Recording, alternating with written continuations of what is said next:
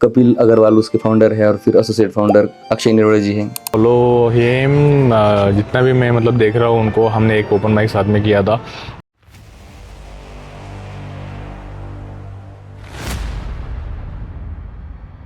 WhatsApp people of the internet, hi my name is Muazzam. मैं हूं आपका दोस्त, आपका होस्ट, और मैं आज आपको मिलवाने वाला हूं मेरे कॉमेडी क्रश से, the love of my life, असली Maharashtra OG of mic, mister Kapil Agarwal. भाई थैंक यू कपिल भाई, बहुत ज़्यादा ही बोल दिया भाई। Kapil Agrawal is a name which is well known in Maharashtra. He has done lots of corporate shows. He has opened for most of the artists like Harsh Gujral, Ravi Gupta, Gaurav Kapoor, and the list is long. We have very small time with him. Hi Kapil. Hi brother. How are you? Yeah, I'm doing all good bro. How your journey started? आपने कैसे start किया? भाई जैसे हर एक comic का होता है कि ओपन माइक्स वगैरह से स्टार्ट किए, then we got into production, धीरे धीरे फिर मराठी वगैरह भी स्टार्टेड। राइट, मराठी से मुझे याद आया, कपिल भाई का बहुत अमेजिंग शो है मराठी लेजेंड के नाम से, डू चेक इट आउट। और वहाँ पे भाई का इम्प्रूव कॉमेडी देख के you will be a great admirer of him. He is amazing, he is fantastic on stage. The link is in the description box, you definitely check out Marathi legend.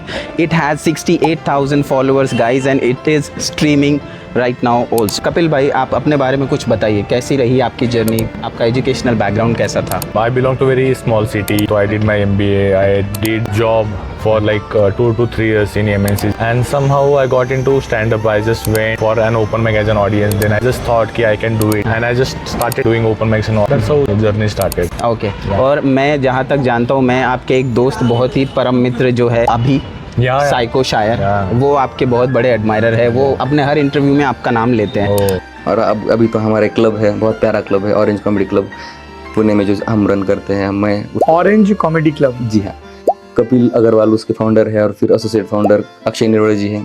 तो मैं जानना चाहता हूँ कि आप रूममेट्स थे उनके, कैसा था? No. He is like kindness कि वो नाम लेता है, but he is one of my favorite poet. Akshay Nirwal Marathi stand up comic is my favorite stand up comic Marathi scene में।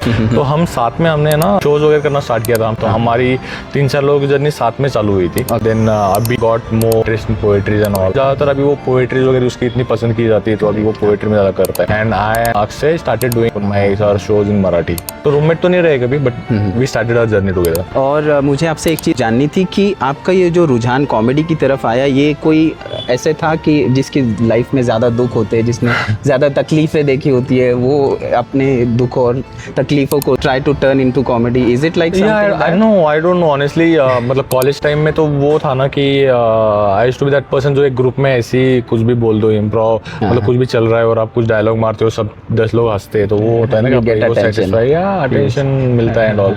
तो वही वाला चीज़ था। Then I did theatre as well.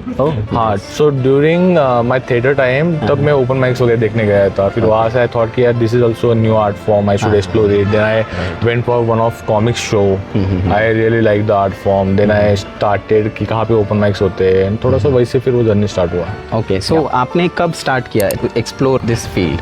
So we started around 2019 के एंड में, and within 5 months quarantine hit. तो वो 1.5-2 साल तो ऐसे ही चले गए थे। तो क्वारंटाइन के बाद मतलब एक्चुअल जर्नी स्टार्टेड। वहाँ से फिर सब बड़े कॉमिक्स के साथ शोज वगैरह करने का मौका मिला। Then they like the performance, तो उनके यहाँ पे फिर बाकी और 10 चीज़ें और मिली। आप जो नए स्टैंड अप कॉमिक्स आज आ रहे हैं इंडस्ट्री में, तो आप उनको क्या सलाह देना चाहेंगे? मैं अभी शोज वगैरह प्रोड्यूस भी करता हूँ, बट एज अ कॉमिक मेरा एक ऐसे प्यार हो गया है इस आर्ट फॉर्म से, तो इसलिए हम करते हैं। तो आजकल मतलब ये मेरा पर्सनल फिलोसॉफी, मुझे लगता है कि बहुत से लोग फेम, पैसा या फिर उससे क्या सेकेंडरी चीज मिल रही है ना, जैसे फीमेल अटेंशन हुआ, 10 चीजें अलग हो गई, तो उससे क्या मिल रहा है वो सोच के कॉमेडी में आते हैं। ओके, तो उससे पहले यार अगर वो पैशन जो हम बाकी 99% जो सोच के आते कि हमारा पैशन है, वो अगर कंटिन्यू रहे तो फिर everything works. So learning guys ये है कि आपके पैशन के तरफ ही आपका रुझान होना चाहिए, ना कि ब्यूटी और दूसरी अटेंशंस की तरफ। ये कपिल भाई का कहना है to all the youngsters who are thinking that comedy will be a career.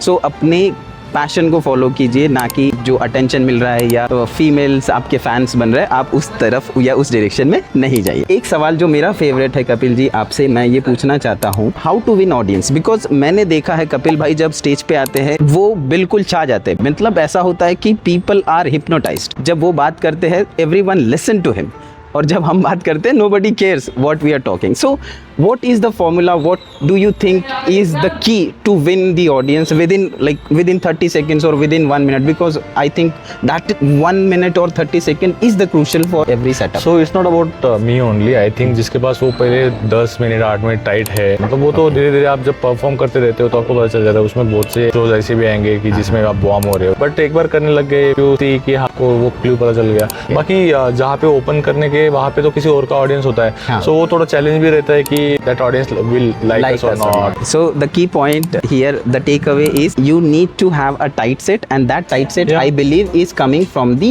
hard work which you are putting in. हाँ, जितना आप ओपन माइक करोगे जितना आपको ऑडियंस ही बताएगी ये Right. अच्छा है नहीं है. Okay. तो हमेशा अपन खुद का ही सुनते हैं, थोड़ा सा एक बार ऑडियंस का भी सुन लेना चाहिए या फिर किसी को कॉमिक्स का सुन लेना चाहिए. And how we can do that, like by recording our audios? या we should do that. Video कर लो ना, अगर अच्छा नहीं आ रहा है तो आप डिलीट कर दो वीडियो. जज करने को आपको पता चल जाएगा ना कि what's working what's not working, आपका बॉडी लैंग्वेज कैसा है. जैसे मैं पहले बहुत ज्यादा फास्ट बोलता था, तो अभी गौरव भाई हो गए, बहुत से कॉमिक कहा कि यार you have good set but आपका स्पीड कम कर लो. तो ये धीरे धीरे वो चीजें आई है. So practice. The more you practice, the better you will become. Whenever you are trying to test a new set, you should be ready to take the dirt on yourself. आप जब कोई नया सेट करने जा रहे हो तो you should be ready कि हाँ भाई मैं बॉम होऊंगा, मुझे पब्लिक क्रिटिसाइज करेगी, people will not like me. और जैसे कि कपिल भाई ने कहा कि when I started I used to talk very fast. So that is also a very keen observation which only an experienced person can give, that when you are on stage, try to sync up with the audience view. Try to speak as slow as they can understand and they can absorb. These are the two key takeaways which Mr. Kapil has given us. Now, I have one more question for you. bro. The question is, who is your inspiration? Whom you think is my idol or I want to be like him?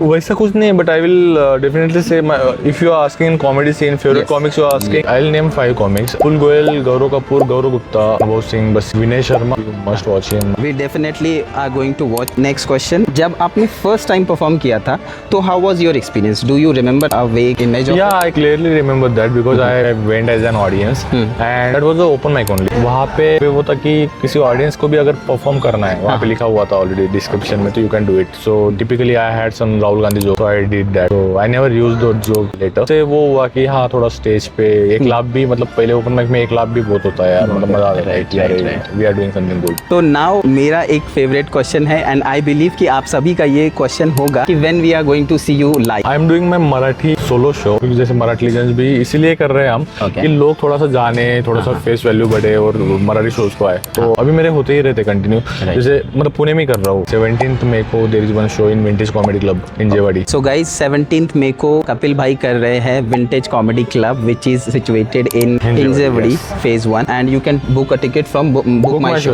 Yes, book my show where the ticket is. मेरे profile में भी link वगैरह है. Okay, सो भाई के profile में भी आपको लिंक्स मिल जाएंगे, you can book from there. तो guys please do follow him.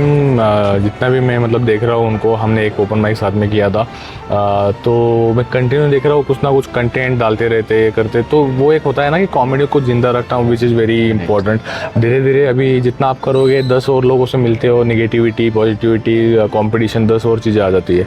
But वही है कि जिस चीज़ के लिए हमने चालू किया था वो चीज़ कंटिन्यू रखना is more than important. This person is doing that, so please do follow. Thank you so much, Kapil bhai. It My was pleasure, nice brother. talking to My you, pleasure. and it was pleasure meeting you. I'm Same very, here. very happy. Same Thank you here, so brother. much. Thank you so much. So, दोस्तों ये थे हमारे दोस्त कपिल अग्रवाल, बहुत बड़े talented. He is one of my favorite stand-up artists. हम ऐसे ही amazing personality से रूबरू होते रहेंगे. आप हमें फॉलो कर सकते हैं @MikeKaLal. Thank you so much. Bye.